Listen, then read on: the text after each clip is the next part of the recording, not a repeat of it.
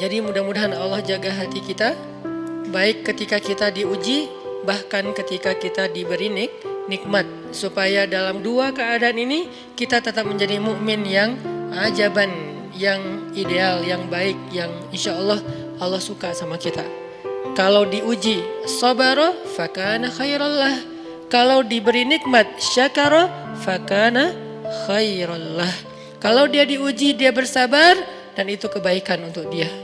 Ternyata diuji ujung-ujungnya baik. Lewat apa ujian menjadi kebaikan? Lewat sabar. Bukankah Allah bilang wabasyiris sabirin?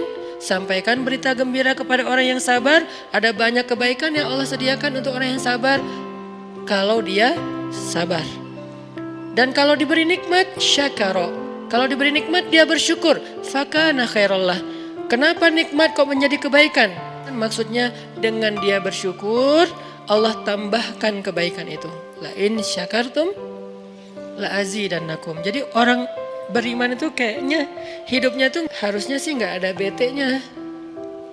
Hidupnya tuh nggak ada istilah, aduh hari ini gue kayak rugi banget nih. Nggak ada orang yang beriman rugi. Kan hidup kita tuh di antara dua itu kan. Cuman varian ujian itu aja macam-macam. Varian ujian itu misalnya kalau di surat Al-Baqarah Allah menyebutkan 3 varian ujian kan.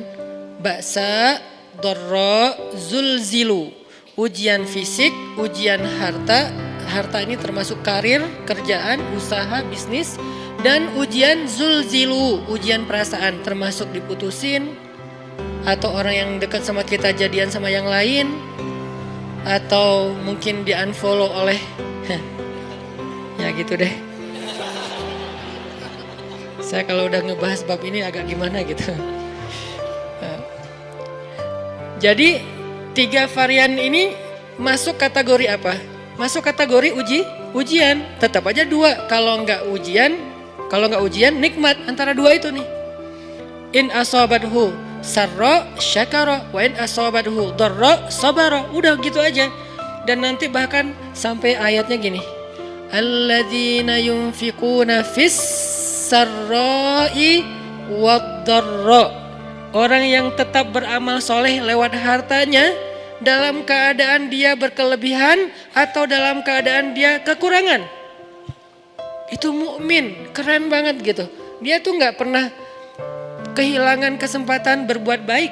Baik beramal soleh ketika dia dalam keadaan dikasih nikmat maupun beramal soleh ketika dia dikasih ujian tetap aja beramal soleh. Contoh yang ayat tadi. Yunfikuna fis sarra, berinfak dalam keadaan sarra, dalam keadaan bahagia, senang, lagi dapat untung gitu kan. Ataupun yunfikuna fit dharra, tetap berinfak walaupun dia dalam keadaan dharra, dalam keadaan susah. Dalam keadaan dor itu kan bahaya. Nih kalau saya infak nih bahaya nih buat saya nih. Kalau saya kasih nih saya kayak nggak ada tabungan buat mahar nih. Kalau saya kasih ke dia, terus saya gimana? Gitu kan? Ini dor banget nih, bahaya banget nih. Tapi dia tetap berinfak. Siapa yang mencontohkan hal seperti itu? Selain pastinya Rasulullah udah gak diragukan lagi. Yang jadi kayak simbol berinfak walaupun dia butuh. Orang-orang Ansor. Yu'thiruna ala anfusihim walau kana bihim khasasah. Mereka mendahulukan orang muhajirin atas dirinya sendiri. Walaupun sebetulnya dia juga butuh kepada kebaikan itu.